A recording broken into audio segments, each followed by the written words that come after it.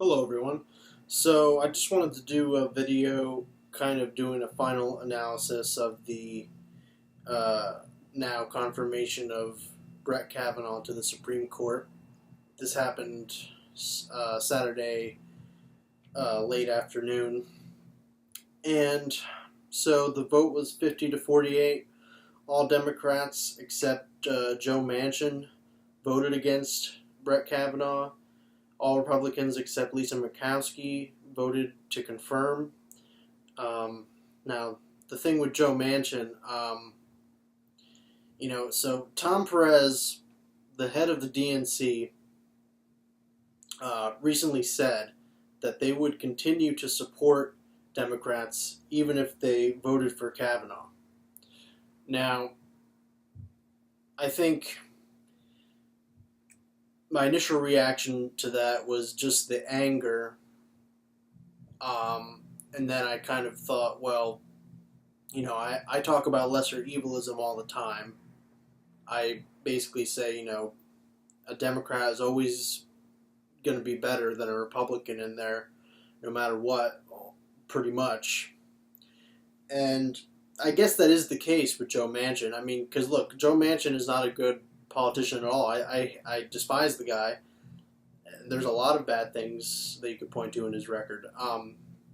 Do I think a Republican, like if it was him versus a Republican, I think, yeah, a Republican is going to be worse than Joe Manchin. I'm sorry. I mean, it's kind of ridiculous to say otherwise, honestly. It's going to be Joe Manchin, but worse. That's just about all you can say about it.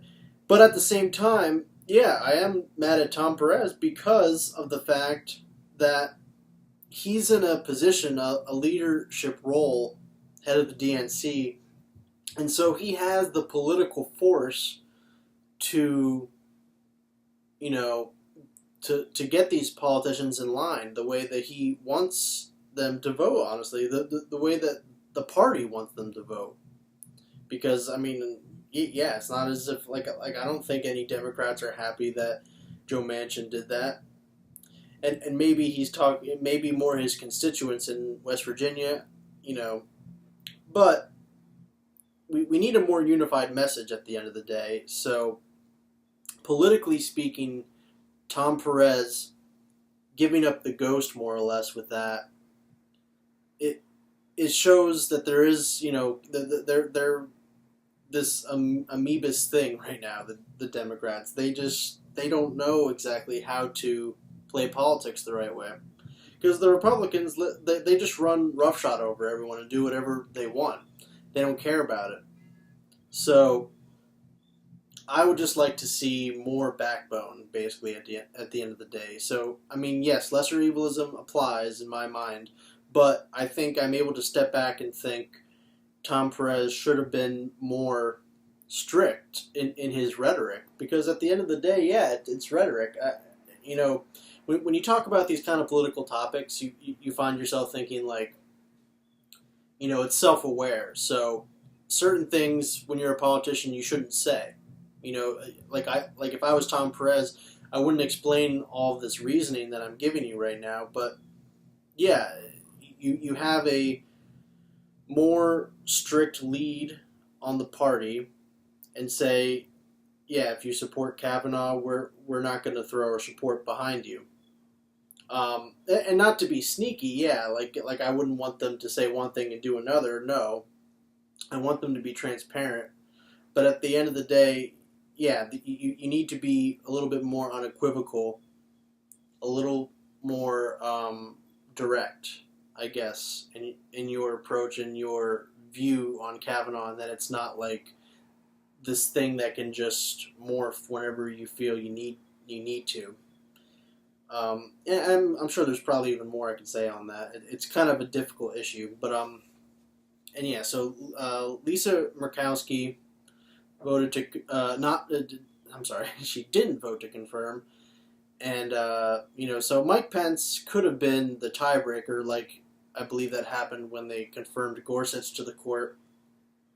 So at the end of the day, yeah, you didn't even need any Democratic votes in order for this to happen.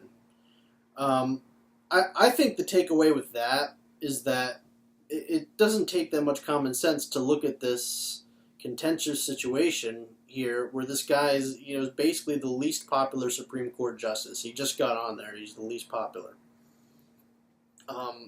There's all this polarization in the country. I mean, if you look at the polls, he's pretty down. So, almost. I don't want to say, I don't want to jump to conclusions and say it's a majority of the country, but a big chunk of the country is not happy about this, and the politicians just go along with it anyways, of course, and they just eke this out. They got just the right amount of votes they needed. The nomination process to the Supreme Court has been kind of a sideshow, more or less, for some time. I mean, I guess that kind of goes back to the Clarence Thomas hearings in regards to Anita Hill, where it was a similar situation of sexual assault. But basically what I'm talking about is, the media focuses on the one aspect of it, basically like this horse race aspect of it, the Democrats versus the Republicans. It's a sideshow. It's not about issues. They don't make it ideological at all, and I'll get to that in a second. But now things have just gotten so ridiculous. When you take into account the recent history of Obama picking Merrick Garland to replace Antonin Scalia, and the Republicans wouldn't even give them a hearing, give Merrick Garland a hearing, and then now, and their reasoning at the time was, well, we have the 2016 election, we have to wait and let this election play out. But now, with the midterms, just around the corner, they really rammed this through, the Republicans. And, like I say, they eked it out with just the right amount of votes.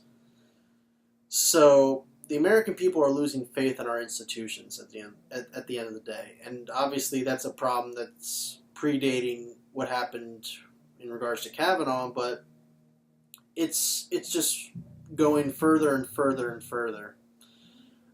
So during the hearings in regards to Dr. Christine Blasey Ford, the Democrats were calling for an FBI investigation pretty much the whole time.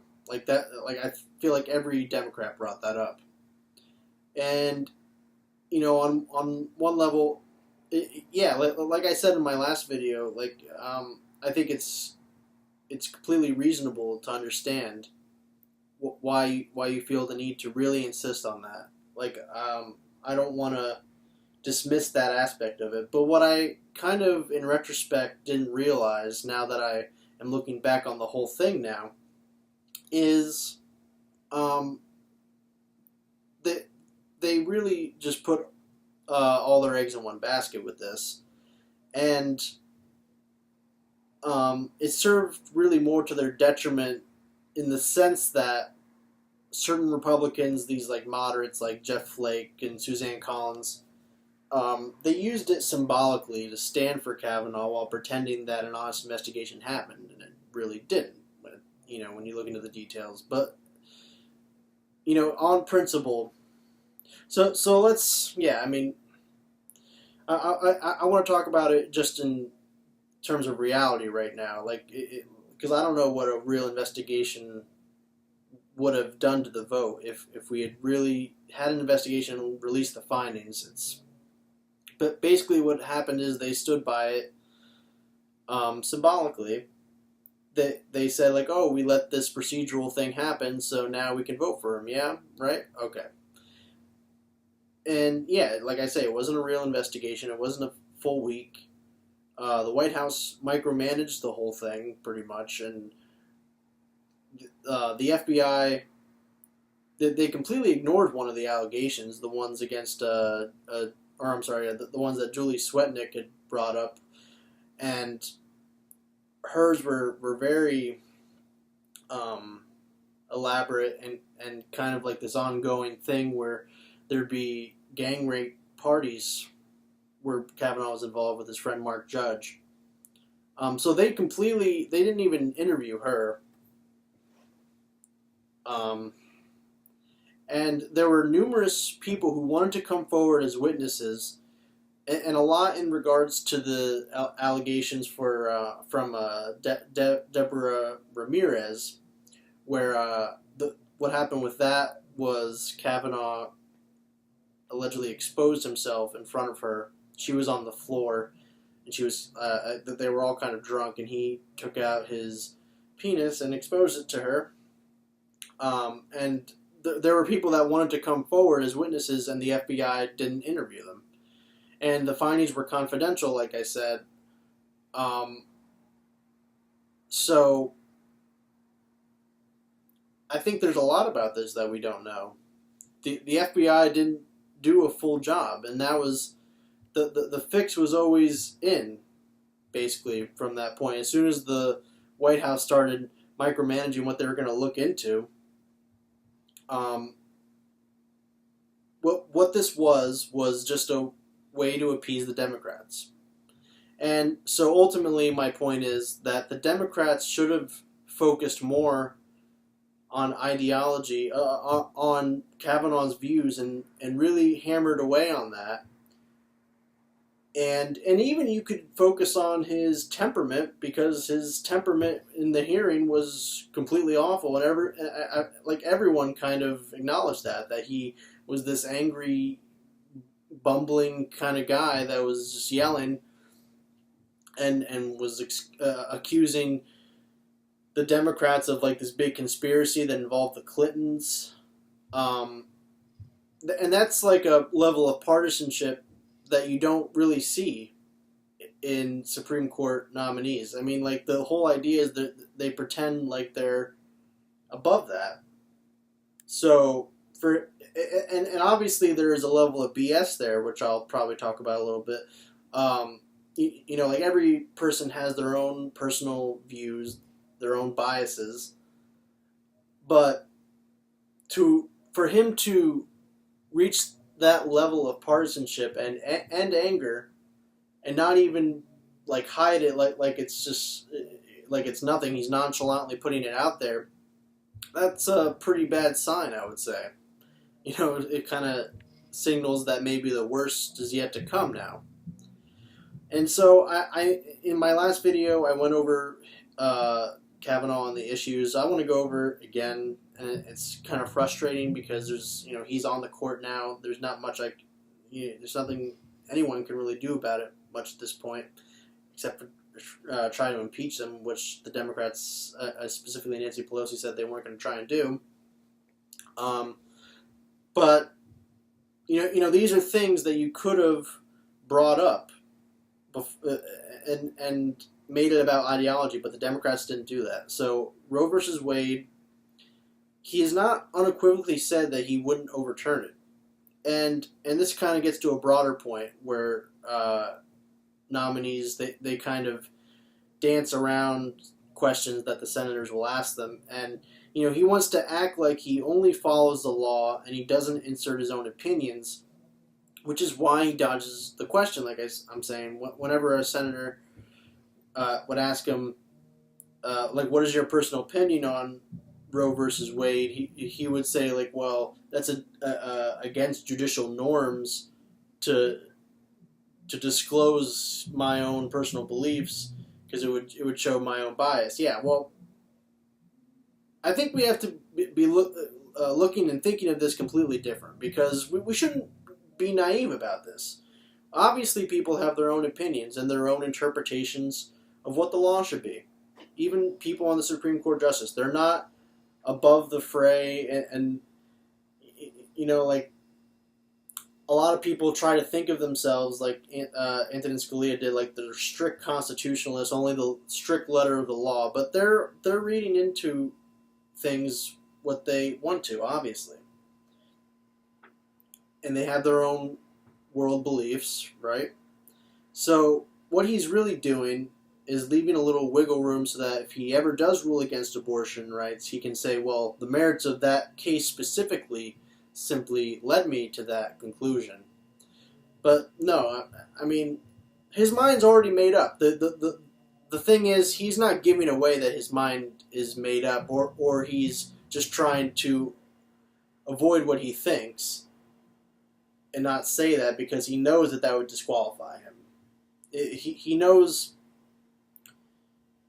that not agreeing with the precedent of Roe versus Wade is not good, but he doesn't want to just come out and say, yes, I'll follow, like he says, I'll follow Roe v.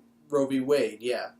That's the precedent of the court. But when he's asked his personal opinion, then he dodges the question. And that is a tell. I mean, it shows quite clearly that he's unwilling to stand behind that reasoning.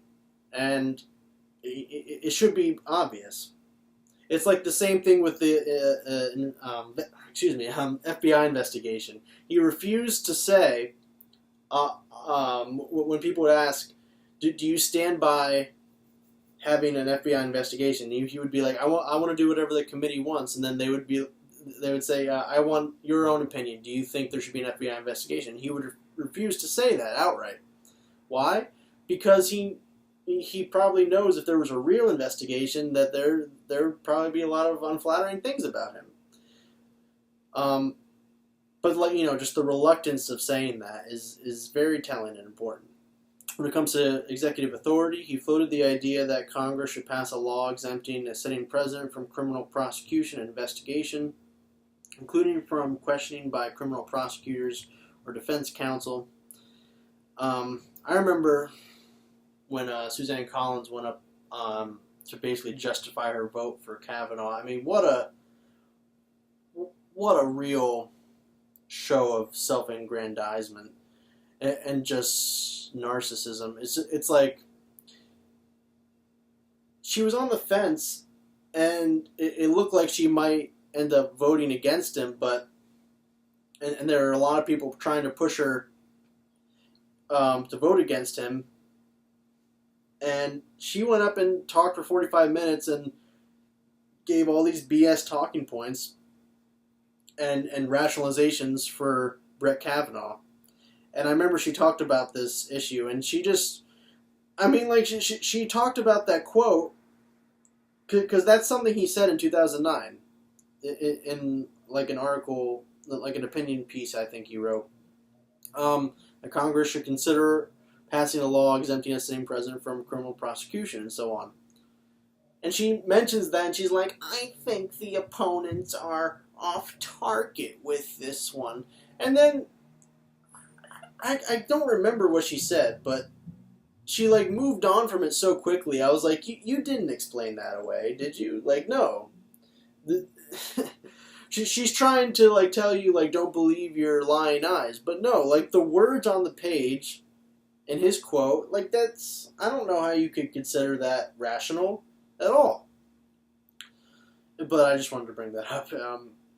So NSA spying, he says, is entirely consistent with the Fourth Amendment. That's complete BS. If you want to say you're consistent with the Patriot Act, I guess, yeah, Patriot Act is unconstitutional and was passed in 2001 after 9/11.